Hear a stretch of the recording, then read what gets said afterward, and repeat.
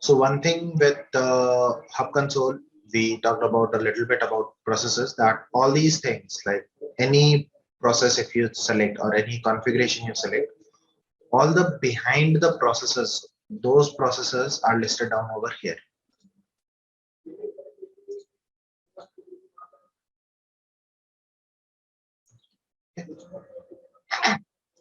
We can directly go over here and start the process over here as well. So it will utilize these processes, batch jobs and all those things to run those things as well. But normally we don't use processes. We use scheduling with the CLI commands and the other related fields according to our API calls or manually. So first thing is database. So yesterday I was stating that in these 5 main big topics, right? If I would say the configuration section is for master database. If I'll go ahead and click on any other thing, it will state that this tool cannot be used with master database. Anything.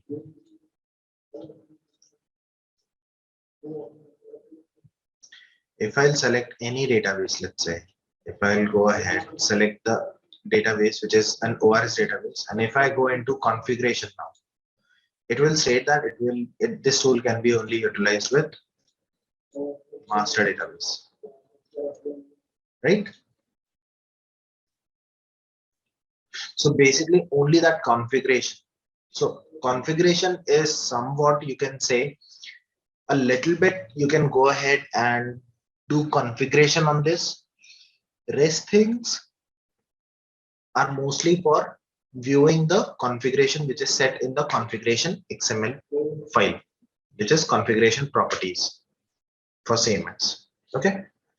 So databases, this will show us how many databases or ORS databases we'll say are there for one particular architecture. We can have multiple ORS database in one single application.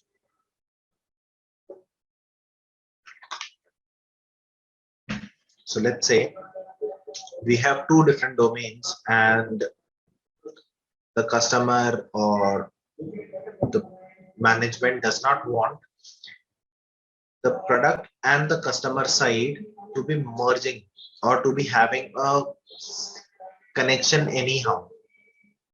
They want the data to be exclusively differentiated.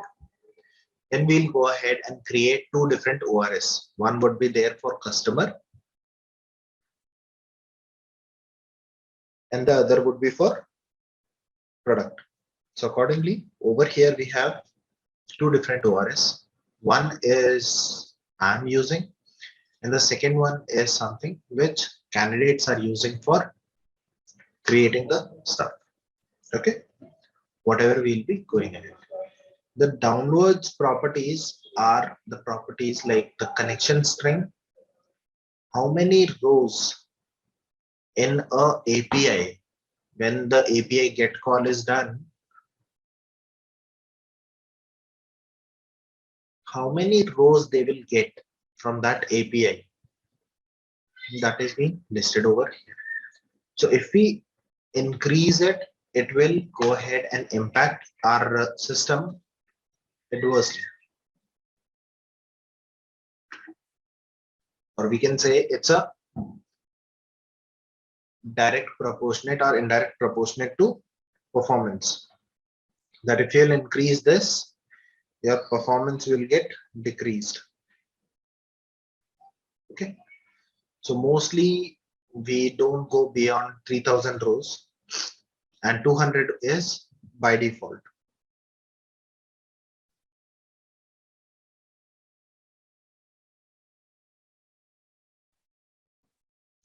So over here, we'll get all these information. Second part is users. All the users which are created in master database.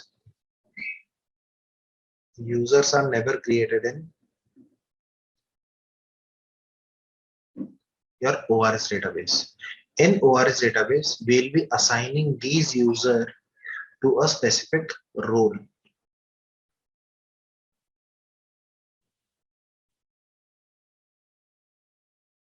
Okay. Yeah. So over here there are target database. So right now we are seeing all the users and their default databases, what databases they are assigned to. And in target database, we can see according to the database, how many users are being assigned. Okay.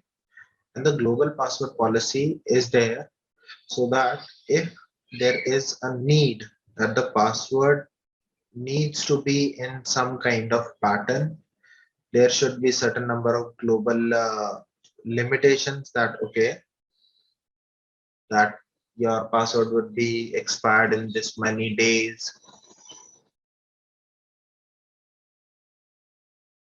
If you have to provide a pattern, if you have to restrict the utilization, so all those kind of policies are set in the global password policy. And if any user, you have to go ahead and fulfill that. Okay, now this particular policy does not need to be enabled on any user, then this particular, let's say this particular user. So for doing any kind of configuration, we have to take the write logs. So there are two types of write logs, acquire log and acquire exclusive log. So whenever we go ahead and work on users or database side, we always select acquire exclusive log, which means no other user will be able to do any kind of updates on that particular configuration.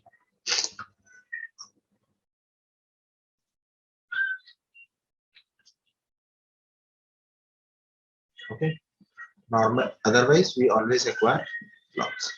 So right now you can see there is no buttons. I cannot go ahead, right click and can't do much things. If I will go ahead, manage password policies, these are coming up, right? But I cannot go ahead and add a user or do any other task for this one, right? So if I'll go ahead, acquire the log, you can see I can go ahead, create the users from over here. So all these bold are the required fields which are required over here, and you can utilize it. And this is how we can assign a default database.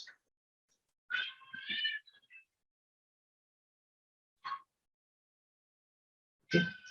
And the password policy, if global policy is being enabled and we want to go ahead and enable a private policy, then we'll just go over here and we'll click on this and we'll update accordingly for system users. Okay. So that is need for users. You can see right now this person, he was an administrator earlier, so he does not have a CMX ORS to be seen, right? Whereas if I go to team 2,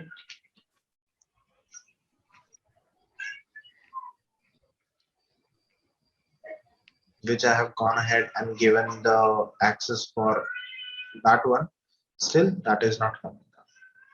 If I go ahead and give the master database, then all the other database will be showcased. So that is how it is to be given. Now, if I say if that was not been given, so you have seen that workbench and this one was being just there. There was nothing which was coming in for team 1, right? So how to give the access for the tool level?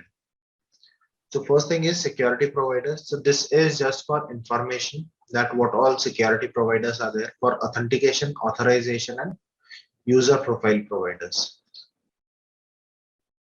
So what are the things which are enabled? So these are the 3 and so on.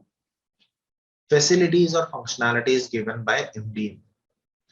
Then what is enabled, we can go ahead and see those. So you can see this one is enabled. Super login is disabled. then certificate provider is enabled. Okay, the same with over here as well. So this is more majorly over plugins configuration, what kind of plugin is being involved, and accordingly those are enabled. If we enable anything without having that particular file or without that particular configuration being enabled from the backend, it won't be enabled for us. Okay. The tool access is the place where we'll go ahead and give the access to non-administrator accounts.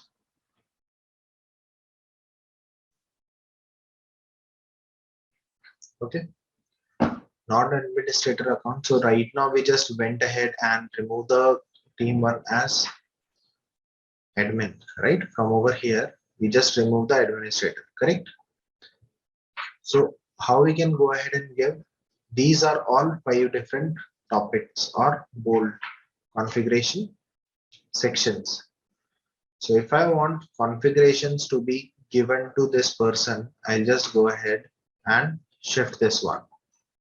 So you'll see all the process for this one has been moved automatic, right?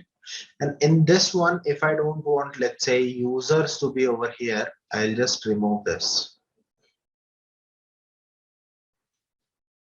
I don't want enterprise manager to be over there. I'll just remove that one.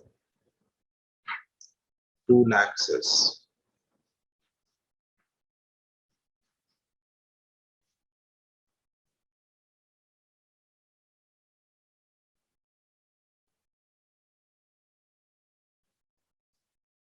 Okay. In the model section, we want them to have all the access to be given. Data steward, let's say, utilities. So all these are the parts which we have given. So now if I'll go ahead and log in, I'll see only these sections to be given for that particular user.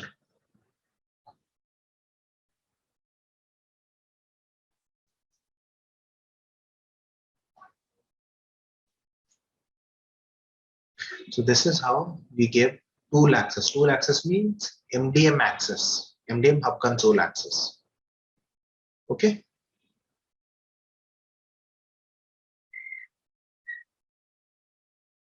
Moving on. Message. So message queues are utilized by the APIs to get the data which are updated or which are modified or created. Okay. Using message triggers. So message queues, we can utilize JMS queues or Kafka queues. For Kafka queues, we need a plugin which is being given by Informatica. Once that plugin is being installed, then right now we are just seeing the JMS. We'll see JMS as Kafka queue as well over here. Okay, and these queues are basically given to the end users who will be utilizing these queues to get the data,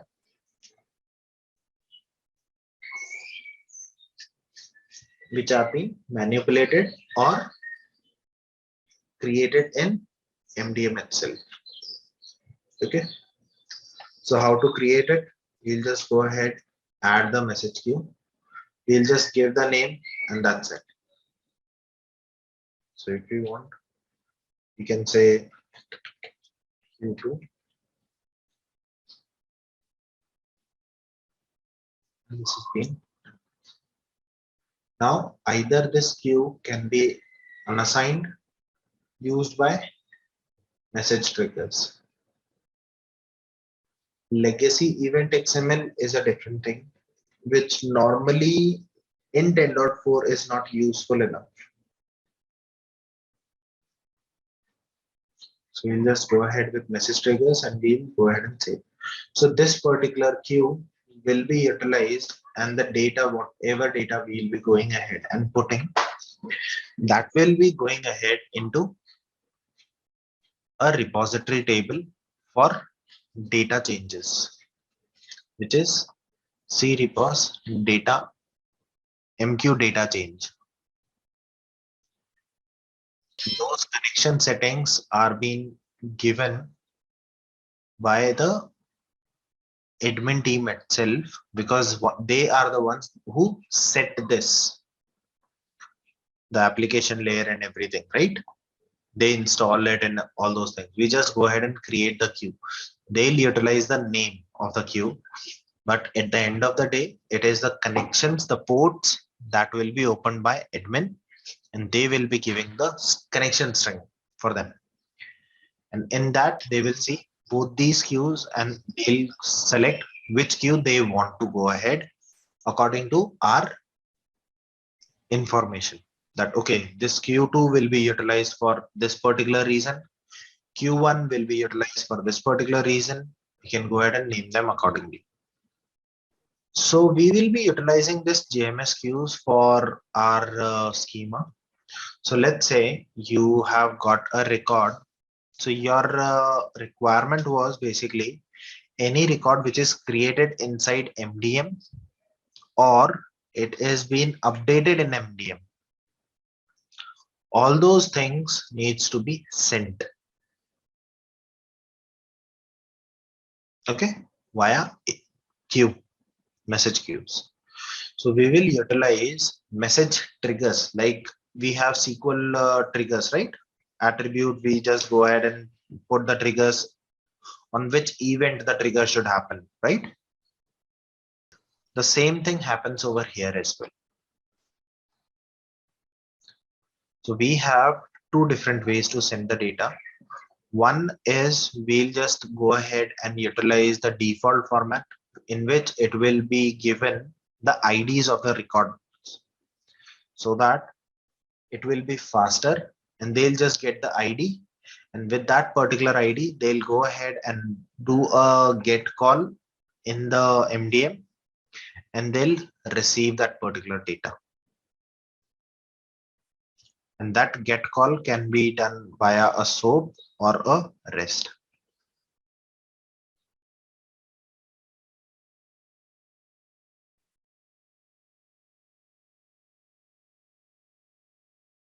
Okay.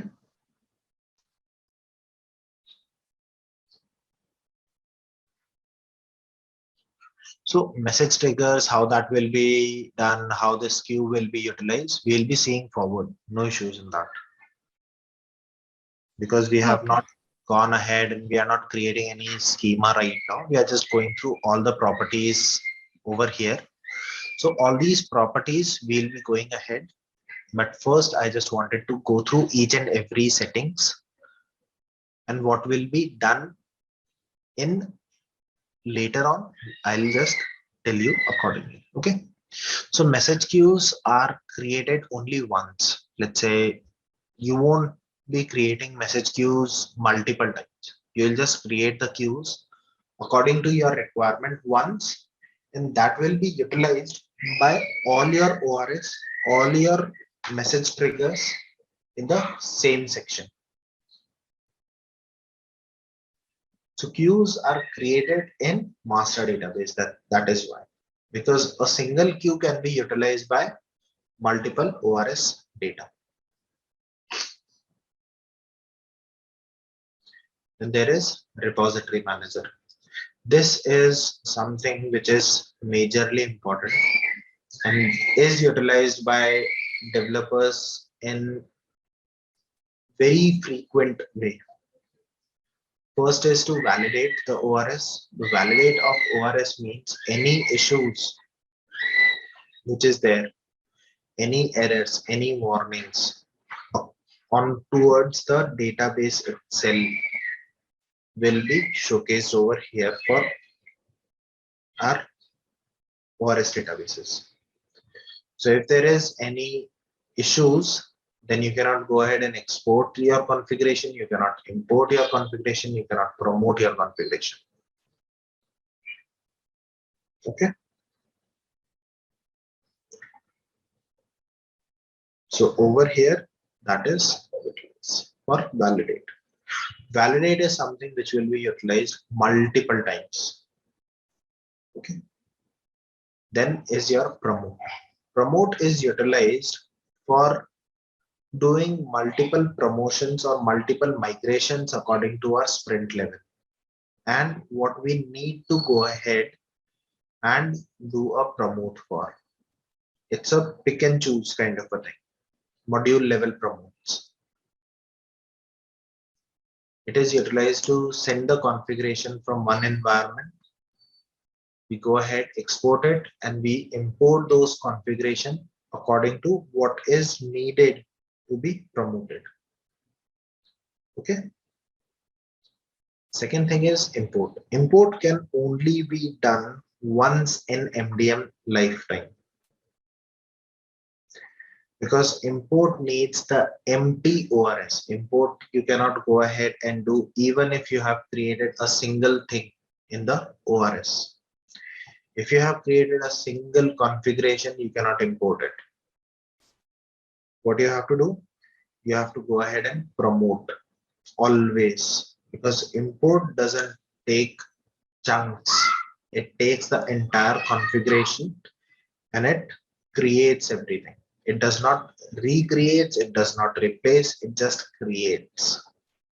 So if you have anything which is being done, if you will try to import, you will not get that.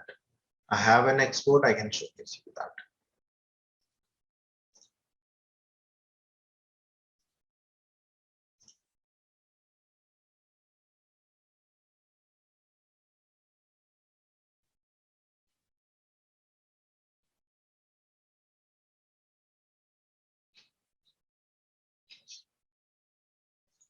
So let's say this one is the source. Which one is my target? Let's say CMS source.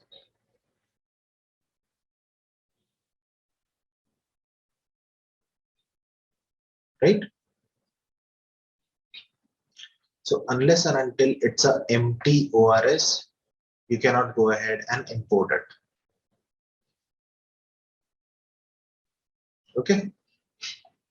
What does export means? Export is to save a particular entire configuration from a single ORS. So when we export, it also exports the entire provisioning tool as well as your hub console configuration. Okay. We'll go ahead and do exports and promote at the end of the session. Like at the very last session would be for imports and promotes. Sorry, for exports and promotes. Okay. So this is utilized for all those purposes. Import CWM file and export CWM file. It's another file extension which was utilized, but it's a bulkier and more time taking. So nowadays, from I think 9.8 version or 10 version, we have stopped utilizing importing the CWM and exporting of CWM file. Because over here we cannot go ahead and do a promote which is section promote or in a piece or component which is being upgraded or which has been enhanced or which is newly created. We cannot just import that chunk of code or that chunk of configuration. We cannot do that kind of thing. So that's why we have started using these, because this actually utilizes an XML format. The export will be in XML, so it gets read very quickly and we can go ahead and do promotes very easily. Okay. Enterprise manager and workflow manager, these are information regarding your application layer, that which version, where it is being installed, and on process server, which are the process servers, where is the hub, ORS database and everything. Master database, which particular version we are using, what is the product, ORS database configurations, version history, that means any patches are being installed or not, right? Environment report will give you the entire server list, at which particular application server we are using, what is the database which we are using, and so on and so on. So it's just an information kind of thing. And this is useful when we go ahead and create a Informatica ticket for any kind of help we need from Informatica, or if there is any bug which is there. Then there is in 10.4, they have merged two different workflow adapters. One is business entity ActiveOS workflows, and the other one is a regular one which is already been utilized.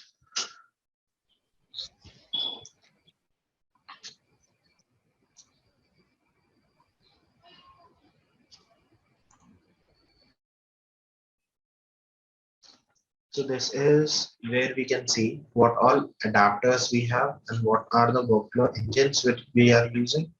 And in the ORS, what is the workflows which we are utilizing in them.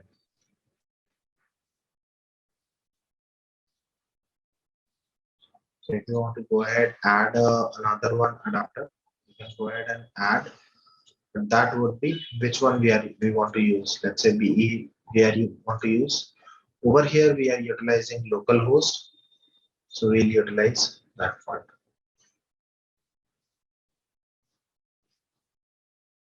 So this is one-time configuration.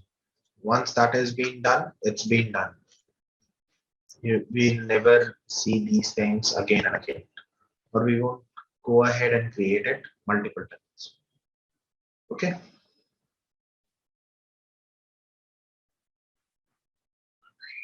So that is all we do in configuration and workbench. So what are the major areas where we work? First is repository manager.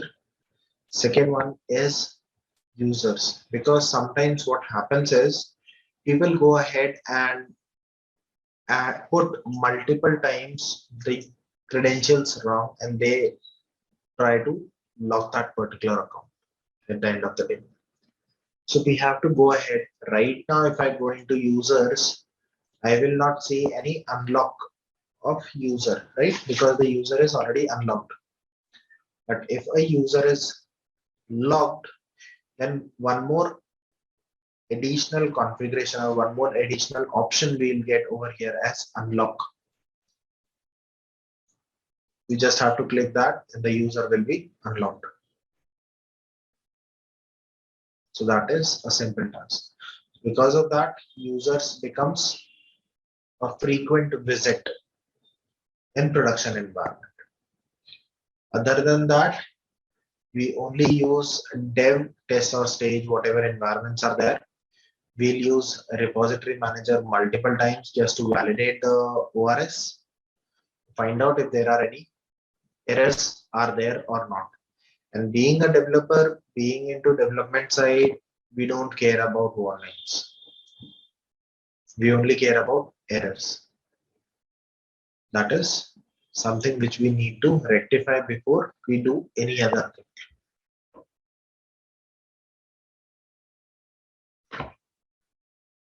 Okay. Once you are done with your work, whatever work you are doing, so you always go ahead and release your log. What that will do is it will give others a chance to go ahead and work on the same configuration if you have acquired the exclusive lock. Second thing is sometimes if you have acquired the lock, it's Informatica, so it might act up in any other way as well. Okay.